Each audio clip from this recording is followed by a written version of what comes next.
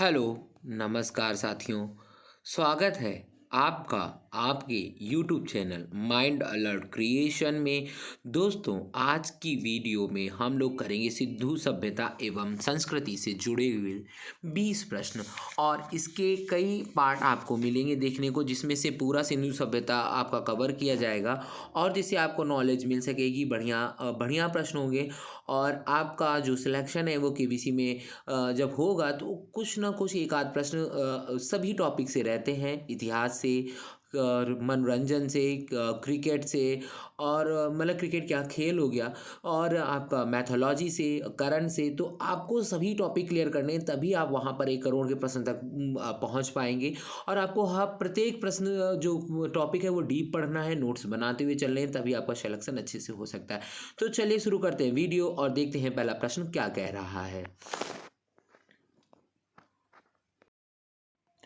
तो दोस्तों, और हमारा इस वीडियो का यानी जो सिंधु घाटी सभ्यता एवं संस्कृति है उसका पहला प्रश्न है, मानव समाज विलक्षण है क्योंकि वह मुख्यतः आश्रित होता है संस्कृति पर, धर्म पर, अर्थव्यवस्था पर या विज्ञान पर। तो दोस्तों, जो भी हमारा समाज है वो किस पर निर्भर होता है? अर्थव्यवस्था पर। हम लोग अपने आप से समझ लेते हैं। कैसे अपने आप से समझ लेते हैं? जैसे जैसे मान लीजिए आपकी गवर्नमेंट जॉब लग गई या आपका सिलेक्शन कहीं पे भी हो गया, तो आपके पास पैसा आने लगेगा। जब पैसा आने लगेगा तो आप जो आपका जीवन स्तर है उसी अनुसार और सुधरता चला जाएगा।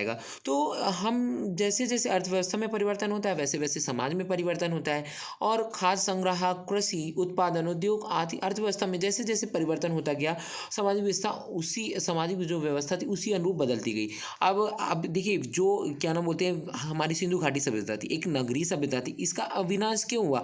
क्योंकि धीरे धीरे अर्थव्यवस्था में बदलाव हुआ, लोगों को और जानकारियां हुई तो लोग दूसरी जगह जाने लगे और इस तरीके से इस सभ्यता का अंत हो गया। उसी प्रकार से जो हमारी संस्कृति है, धर्म है, विज्ञान है आदि अर्थव्यवस्था में भी इसी प्रकार से अर्थव्यवस्था के आधार पर ही परिवर्तन होता है। तो चलिए देख लेते हैं दोस्तों, दूसरा प्रश्न क्या कह रहा है हमारा। तो दूसरा प्रश्न है, हड़प्पा निम्नलिखित में से किस सभ्यता से संबंध है? सुमेरियन सभ्यता, सिंधु घाटी सभ्यता, वैदिक सभ्यता या मेसोपोटामिया की सभ्यता? तो दोस्तों, ये हमारा संबंध है सिंधु घाटी सभ्यता से। आप पूछिएगा क्यों? क्योंकि जो भी मतलब हमारे सिंधु घाटी सभ्यता के अवशेष मिले थे वो सर्वप्रथम मिले थे हड़प्पा से। हड़प्पा जो एक स्थान है पाकिस्तान में स्थित, वहाँ से मिले थे, इसलिए इसे हड़प्पा सभ्यता भी कहा जाता है। और जो सुमेरियन सभ्यता है और मेसोपोटामिया सभ्यता है वो सिंधु घाटी सभ्यता के समकालीन थी।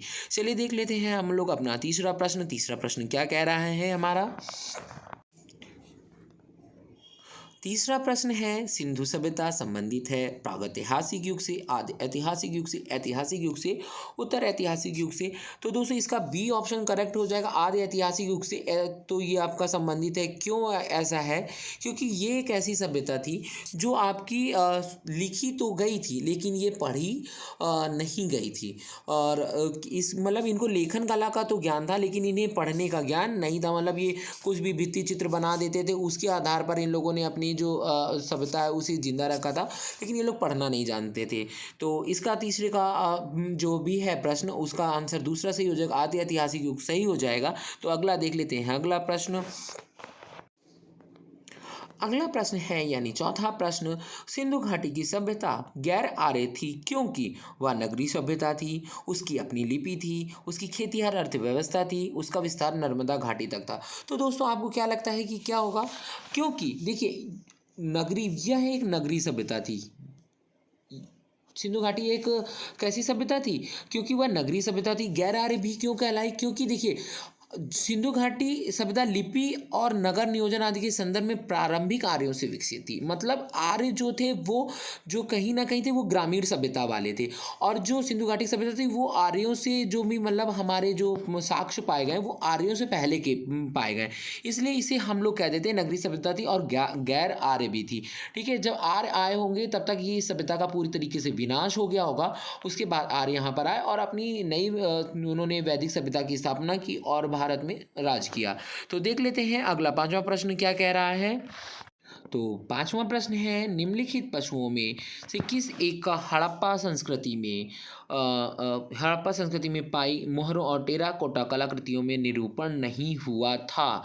मतलब निरूपण का मतलब क्या कह सकते हैं कि मतलब उसका चित्र छापा नहीं गया था या जो भी था तो उसका ही है। तो हम लोग इसमें देख लेते हैं विकल्प कौन कौन से हैं। गाय, हाथी, गैंडा और बाघ।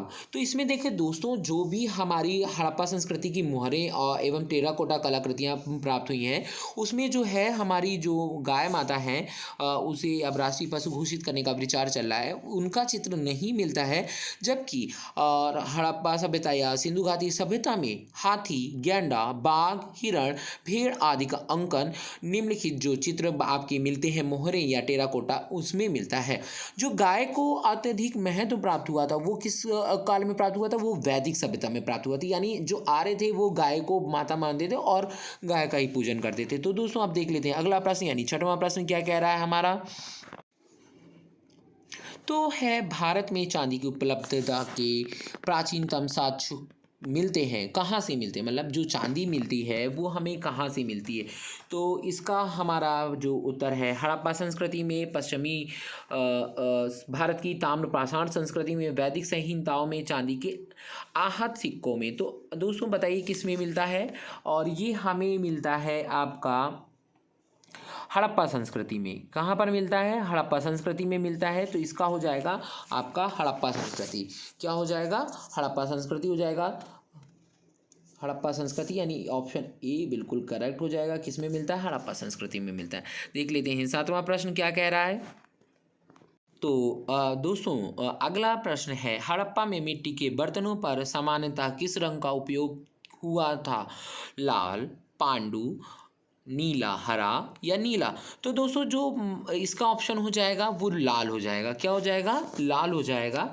और ऑप्शन ए इसका करेक्ट हो जाएगा, लाल। क्योंकि देखिए जो प्रारंभिक हड़प्पा सभ्यता थी उसमें पैर से चालित चाक का प्रयोग किया जाता था और परिपक्व हड़प्पा के दौर में हाथ से चालित चाकों का प्रयोग किया जाने लगा था। डिज़ाइन के आधार पर इन बर्तनों की दो श्रेणियां थी, एक तो बिना डिज़ाइन वाले बर्तन, दूसरे भी चित्रित मृद भांड। मतलब एक तो ऐसे नॉर्मली बना दिए जाते थे और दूसरे चित्रित करके बनाए जाते थे। मृद भांडों को बनाने वाली मिट्टी में रेत का मिश्रण किया जाता था, जिनको पकाने पर यह हल्के भूरे लाल रंग का रूप ग्रहण कर लेते थे। और मृद भांडों के ऊपर हिस्सों में लाल रंग की पुताई कर दी जाती थी तथा निचले हिस्सों में काले रंग के विभिन्न प्रकार की चित्रकारी की जाती थी। इसलिए मतलब देखिए जो भी हम लोग मिट्टी का बर्तन पकाते हैं ना, तो वो लाल रंग का हो जाता है। तो इसलिए इस जो बर्तन हो गए उसमें भी हम लोगों को क्या कह देंगे, मुख्य रंग कौन सा प्रयोग हुआ था? तो लाल। तो ऑप्शन ए करेक्ट हो जाएगा। अगला देख लेते हैं हम लोग कौन सा प्रश्न है। आठवां प्रश्न है। आठवां प्रश्न है, एक जुते हुए खेत की खोज की गई थी। मतलब जुता हुआ, मतलब जो हम लोग बुआई करते हैं खेतों में, तो जब जुताई करते हैं तो उस तरीके का खेत कहाँ पर मिला था? कालीबंगा में, मोहनजोदड़ो में, हड़प्पा में, लोथल में। तो दोस्तों ये हमें मिला था कालीबंगा में। कहाँ मिला था? कालीबंगा में मिला था। जो राजस्थान के हनुमानगढ़ जो जिला है वहाँ पर घग्घर नदी है, वहाँ पर स्थित है कालीबंगा। वहीं से जुते हुए खेत के साक्ष्य मिले थे। गुजरात के धौलावीरा से हड़प्पा लिपि के बड़े आकार के 10 चिन्हों वाला एक शिलालेख मिला है। और जो हरियाणा का फतेहाबाद जिला है वहाँ पर पकी हुई मिट्टी के बने बर्तन मिले हैं। तो अब देख लेते हैं अगला 9वां प्रश्न। तो दोस्तों अगला 9वां प्रश्न है, सैंधव सभ्यता का महान स्नानागार कहाँ से प्राप्त हुआ? महान स्नानागार का मतलब हो जाएगा बड़ा। महान कौन व्यक्ति होता है? जो कि बड़ा होता है। तो महान स्नानागार कहाँ पर मिला है? हड़प्पा, कालीबंगा, मोहनजोदड़ो, लोथल। तो इसका हो जाएगा मोहनजोदड़ो। हमें कहाँ से मिला है? जो बड़ा स्नानागार है मोहनजोदड़ो से मिला है। तो जो इसकी लंबाई है पता है क्या दोस्तों? सबसे बड़ा स्नानागार मोहनजोदड़ो में मिला। इसकी लंबाई उत्तर से दक्षिण की ओर, यानी उत्तर से दक्षिण की ओर 55 मीटर, और जो चौड़ाई थी वो पश्चिम दिशा की ओर 33 मीटर, यानी पूर्व से पश्चिम की ओर 33 मीटर और 55 मीटर। तो इतना था बड़ा था स्नानागार। यानी ये सामूहिक स्नानागार हो सकता है कि जहाँ पर मतलब सब लोग आकर के नहा सकते थे, समाज के विभिन्न वर्ग के लोग। तो अगला प्रश्न देख लेते हैं हम लोग 10वां। तो हमारा 10वां प्रश्न है, निम्नलिखित में से कौन सा सिंधु घाटी की सभ्यता से संबंधित स्थल नहीं है? कालीबंगा, रोपण, पाटलिपुत्र, लोथल। तो दोस्तों जो हमारा पाटलिपुत्र है वो हमारा सिंधु घाटी सभ्यता से संबंधित नहीं है। वो महाजनपद कालीन एक प्रमुख नगर माना जाता है। तो ये हमारा हो जाएगा सी नंबर, यानी पाटलिपुत्र बिल्कुल करेक्ट हो जाएगा। अब देख लेते हैं 11वां प्रश्न। तो 11वां प्रश्न है, भारत में हड़प्पा का वृहद स्थल है। वृहद मतलब हो जाएगा बड़ा। तो कौन सा है? राखी गढ़ी, धौलावीरा, कालीबंगा, लोथल। तो दोस्तों इसमें हो जाएगा आपका राखी गढ़ी। कौन सा हो जाएगा? राखी गढ़ी। तो राखी गढ़ी कहाँ पर है? राखी गढ़ी हरियाणा के हिसार जिले में स्थित है। कौन सा है? हिसार जिले में स्थित है। तो ये हमारा फिर मोहनजोदड़ो, और क्योंकि राखी गढ़ी जो है वो भारत में स्थित है, जो धौलावीरा है, हड़प्पा है, और सॉरी कालीबंगा है, लोथल है, ये सब कहाँ पर है? और क्या बोलते हैं, पाकिस्तान में स्थित, ये वहाँ पर हो जाएंगे। और राखी गढ़ी और धौलावीरा भारत के जो मतलब जो है वो सबसे बड़े स्थल है। और लेकिन जो 5 सबसे बड़े स्थान है हड़प्पा सभ्यता के, वो कौन कौन से हैं? राखी गढ़ी, धौलावीरा, मोहनजोदड़ो, हड़प्पा और गनवेरी वाला, जो 3 पाकिस्तान में है, 2 भारत में है। तो इसका हो जाएगा ए नंबर करेक्ट आपका। कौन सा नंबर हो जाएगा करेक्ट? ए नंबर। तो अब देख लेते हैं। तो मित्रों हमारा 12वां प्रश्न है, सिंधु घाटी के लोग किस में विश्वास करते थे? मतलब आत्मा और ब्रह्मा में विश्वास करते थे, कर्मकांड में विश्वास करते थे, या यज्ञ प्रणाली में विश्वास करते थे, या मातृशक्ति में विश्वास करते थे? तो देखिए, सिंधु जो सभ्यता है उसे अभी तक पढ़ा नहीं जा सका है। इस कारण उन लोगों के धार्मिक विश्वास के बारे में निश्चित तौर से कुछ कहा नहीं जा सकता है। उत्खनन में प्राप्त मूर्तियों की बहुलता से मातृशक्ति की उपासना का अनुमान लगाया जाता है, और पुरुष आकृति में शिव की पूजा अनुमानित होती है। तो इसका मतलब अगर हम लोग अगर देखें तो उसमें या तो आपका जो है मातृशक्ति ही होगा, क्योंकि वहाँ पर जो मूर्तियाँ मिली हैं वो इस मातृशक्ति और स्त्री बहुलता की मिली है। लेकिन कहीं कहीं पर हम लोगों को जो भी है वो शिव की पूजा की भी आकृतियाँ मिली, तो हम लोग उसमें भी क्या कह सकते हैं? उसमें तो हम लोग आत्मा ब्रह्मा में तो कह नहीं सकते। तो इसका ऑप्शन डी करेक्ट हो जाएगा, मातृशक्ति। तो अगर अगर पढ़ लिया जाता तो क्लियर हो जाता कि किस में वो लोग विश्वास करते, लेकिन अभी पढ़ा नहीं जा सकता। लेकिन अनुमानित जो लोगों ने या वैज्ञानिकों ने या जो उत्खनन करता है उन्होंने जो तर्क दिया था वो मातृशक्ति दिया था। तो अगला प्रश्न देख लेते हैं।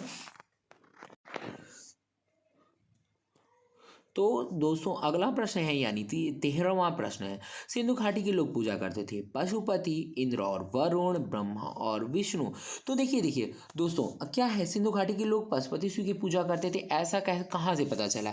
देखिए इसका ऑप्शन ए करेक्ट हो जाएगा। लेकिन हमें पता कैसे चला? इसका प्रमाण मोहनजोदड़ो, जो कि एक हड़प्पा कालीन स्थान है, उसमें किस पर एक मोहर मिली थी जिस पर एक योगी की आकृति बनी हुई, तो जो भगवान शिव की जैसे दिखती, तो इसलिए ये बताया गया कि जो सिंधु घाटी के लोग थे वो किसकी पूजा करते थे? पशुपति की पूजा करते थे। यानी 13वीं का ए ऑप्शन करेक्ट हो जाएगा। तो दोस्तों अगला प्रश्न होने वाला है बहुत ही महत्वपूर्ण, जो कि है 14वां प्रश्न, मोहनजोदड़ो एवं हड़प्पा की पुरातात्विक खुदाई के प्रभारी कौन थे? प्रभारी मतलब head, Lord Macaulay, sir John Marshall, Clive या कर्नल टॉड। तो दोस्तों इसका ऑप्शन हो जाएगा आपका बी, तो सर जॉन मार्शल हो जाएंगे करेक्ट। यानी सर जॉन मार्शल ने ही इसकी क्या कराई थी? खुदाई करवाई थी। भारतीय पुरातत्व सर्वेक्षण विभाग के महानिदेशक सर जॉन मार्शल के निर्देशन पर 1921 में दयाराम साहनी ने हड़प्पा तथा वर्ष 1922 में राखल दास बनर्जी ने मोहनजोदड़ो की टीला का पता लगाया था। मतलब हेड कौन थे? Sir John Marshall. लेकिन खुदाई किसने कराई थी? दयाराम साहनी ने 1921 में आपके हड़प्पा की, और उसके बाद आपका ये जो 1922 था उसमें किसकी कराई थी? मोहनजोदड़ो की। तो 2 टीले पता लगाए थे, दोनों के अलग अलग खुदाई उत्खनन करता थे, लेकिन हेड कौन थे? Sir John Marshall. तो ठीक है, अगला प्रश्न देख लेते हैं हम लोग। दोस्तों 15वां प्रश्न है, सर्वप्रथम मानव ने किस धातु का प्रयोग किया था? तो हम कह सकते हैं जो सिंधु सभ्यता थी वो कांस्य युगीन सभ्यता थी। तो उसमें सोना, चांदी और तांबा तीनों जो धातुएं उनका प्रयोग मिलता है, लेकिन लोहा का प्रयोग नहीं मिलता है। तो इसमें हम लोग हो जाएगा कि सर्वप्रथम किसका प्रयोग किया गया था? तांबा का प्रयोग किया गया था। किसका प्रयोग किया गया था? तांबा का प्रयोग किया गया था। यानी ऑप्शन सी बिल्कुल करेक्ट हो जाएगा। अब हम लोग देख लेते हैं दोस्तों बहुत इंपॉर्टेंट होने वाला है कि किसी भी प्रतियोगी परीक्षा में पूछा जा सकता है, हाथी दांत का पैमाना हड़प्पा संदर्भ में कहाँ मिला? हड़प्पा सभ्यता में कहाँ मिला? यानी पूछा गया है हड़प्पा संदर्भ, यानी हड़प्पा जो सभ्यता है उसमें कहाँ मिला है? कालीबंगा, लोथल, धौलावीरा या वाडा वैली। तो यहाँ पर हो जाएगा जो देखिए हड़प्पा जो सभ्यता है वो सबसे प्राचीनतम सभ्यता है। तो इसमें जो हाथी दांत का पैमाना मिला है वो दोस्तों मिला है आपका लोथल से। लोथल एक बंदरगाह था, वहाँ पर ये पैमाना मिला था, और ये कहाँ पर स्थित है? गुजरात में स्थित है। लोथल कहाँ पर स्थित है? गुजरात में स्थित है। अगला प्रश्न देख लेते हैं। तो मित्रों यार हमारे व्यूवर्स, अगर आपको वीडियो ज़रा से भी अच्छी लग रही है तो प्लीज़ लाइक एंड शेयर करना ना भूलें, चैनल को सब्सक्राइब कर दें और नोटिफिकेशन का बेल आइकन ऑन कर लें, ताकि आपको मिलते रहें इसी प्रकार से अच्छे वीडियो, अच्छे प्रश्न तो आप लोग अगर हौसला बढ़ाएंगे तो मेरा भी हौसला बढ़ेगा। अगर आप लोग व्यूज़ और लाइक करेंगे तो आगे आपको वीडियो मैं और प्रोवाइड करता रहूँ। लेकिन अगर लाइक व्यूज़ अगर नहीं आते तो दोस्तों फिर मज़ा नहीं आएगा। अगर आप वीडियो देखते हैं तो प्लीज़ लाइक कर दें और चैनल को सब्सक्राइब कर लें। अगर आपको कहीं ना कहीं सिलेक्शन पाना है, आपको कहीं पे भी जाना है, तो आपको पढ़ना बहुत ज़रूरी है। अगर आप 5-10 मिनट का वीडियो देख लेते हैं तो आपको बहुत ही नॉलेज होने वाला है। तो अगला प्रश्न है हमारा, हड़प्पाकालीन स्थल में अभी तक किस धातु की प्राप्ति नहीं हुई है? तांबा, स्वर्ण, चांदी, लोहा। मैंने जैसा कि अभी बताया था कि लोहा हमें नहीं मिला था, बाकी 3 चीज़ें हम लोग प्रयोग करते थे हड़प्पा सभ्यता में, तो लोहा हो जाएगा, यानी डी ऑप्शन बिल्कुल करेक्ट हो जाएगा। लोहा जो था वो हम लोग जब परिचित हुए तब था हमारा उत्तर वैदिक काल, जो कि 1000 ईसा पूर्व के पहले का माना जाता है। तो हमारा जो लोहा है वो हम लोगों ने सिंधुकालीन सभ्यता या हड़प्पा सभ्यता में प्राप्त, यानी उसका प्रयोग किया ही नहीं था। तो अगला प्रश्न हम लोग देख लेते हैं। दोस्तों अगला प्रश्न है 18वां प्रश्न, हड़प्पा संस्कृति के संदर्भ में शैलकृत स्थापत्य के प्रमाण कहाँ से मिले हैं? कालीबंगा, धौलावीरा, यहाँ पर हो जाएगा कोट दीजी या आमरी। तो देखिए जो धौलावीरा है वो भारत में जो हड़प्पा सभ्यता है उसका दूसरा सबसे बड़ा स्थान है। पहला कौन सा है? राखीगढ़ी था। तो इसमें क्या बोलते हैं, ये कहाँ पाया जाता है आपका? ये पाया जाता है कच्छ के रण में। तो कच्छ के रण में पाया जाता है। तो वहाँ पर शैलकृत एक जल कुंड मिला है। कौन सा मिला है? जल कुंड। तो इसका हो जाएगा धौलावीरा। कच्छ का रण यानी जो सफ़ेद रेत है उसका बना हुआ है। और धौलावीरा गुजरात के कच्छ के रण में पाया जाता है। यहीं पर आपको शैलकृत यानी पत्थरों या शैलों से बना हुआ स्थापत्य मिला है। तो अगला प्रश्न देख लेते हैं 19वां प्रश्न।